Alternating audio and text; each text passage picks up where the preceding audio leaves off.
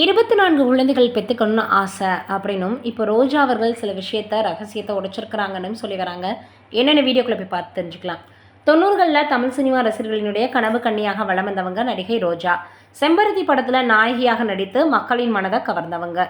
இவங்க தொடர்ந்து ரஜினி, சத்யராஜ், பிரபுதேவா, சிரஞ்சீவின்னு பல தென்னிந்திய ஹீரோக்களோட இணைந்து பல வெற்றி படங்களில் கொடுத்துருக்குறாங்க. அதற்கப்புறமாக ரோஜா இயக்குனர் செல்வமணியை காதலித்து திருமணம் பண்ணாங்க. இவர்களுக்கு ஒரு மகள் இருக்காங்க. இந்த நிலையில் பேட்டி ஒன்றில் குழந்தை குறித்த ரோஜா மற்றும் செல்வமணி பேசிய விஷயம் பலரின் கவனத்தை ஈர்த்திருக்கு. நானும் எனது கணவரும் காதலித்த நேரத்தில் 24 குழந்தைகள் பெற்றெடுக்க வேணும்னு முடிவு செஞ்சோம். அந்த குழந்தைகளை உலக நாடுகள் போற்றும் வகையில் வளர்க்கணும்னு ஆசை இருந்துச்சு. ஆனால் அப்போது எனக்கு குழந்தை பிறக்காது என்று மருத்துவர் சொன்ன சொல் என் மனதை உடைத்திடுச்சு. பின் கடவுள் எனக்கு 2 குழந்தைகளை பரிசாக கொடுத்தாருன்னு கண் கலங்கி பேசியிருக்கிறாங்க.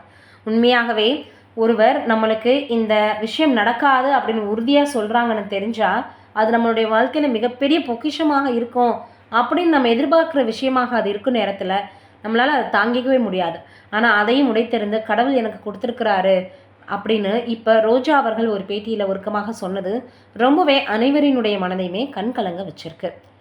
இது ஒரு பக்கம் இருக்கு. கேன்சரால் பாதிக்கப்பட்ட போது கூட நடிகர் சுப்பிரமணியம் அவர்கள் செஞ்சுருக்கிறது மிகப்பெரிய அளவில் எல்லோருமே நெகிழ வச்சிருக்கு. படக்குழுவினர் நெகிழ்ந்து போயிட்டாங்களாம். தமிழ் சினிமாவில் நகைச்சுவை நடிகராக பிரபலமானவர் சூப்பர்ஹிட் சுப்பிரமணி. இவர் முண்டாசுப்பட்டி என்ற திரைப்படத்தின் மூலம் ரசிகர்கள் மத்தியில் நல்ல வரவேற்பை பெற்றார். தற்போது கேன்சரால் பாதிக்கப்பட்டிருக்கிறவர் சென்னை ராஜீவ்காந்தி அரசு மருத்துவமனையில் சிகிச்சைக்காக அனுமதிக்கப்பட்டிருக்கார். இந்த நிலையில் சிகிச்சைக்கு போதுமான பணம் இல்லாததுனால சுப்பிரமணி உதவி கேட்டு வீடியோ ஒன்று வெளியிட்டார். அதன் மூலம் சத்யராஜ், சிவகார்த்திகேயன், சிம்பு, நடிகர் ரஜினிகாந்த், சூர்யா, கார்த்தி, விஜய் டிவி, பாலா, சமுத்திரக்கனின்னு பலருமே இவருக்கு உதவி செஞ்சுருக்கிறாங்க. இந்த நிலையில் அவர் நடித்து முடித்த கமாண்டோவின் லவ் ஸ்டோரி என்ற படத்தில் டப்பிங் பணிகள் நடந்து வருவதை கேள்விப்பட்ட சுப்பிரமணி இயக்குனரை தொடர்பு கொண்டு நான் நடித்த காட்சிகளுக்கு நானே டப்பிங் பேசி தரேன்னு சொன்னாராம். பின்னர் ஸ்டுடியோவுக்கு போன்று டப்பிங் பேசி தனது உடல்நிலையை பற்றி கவலை கொள்ளாமல் பணி செஞ்சிருக்கிறார். இதை கண்ட படக்குழுவினர் அவரது கடமை உணர்வை கண்டு ஆச்சரியமாயிருக்கிறாங்க.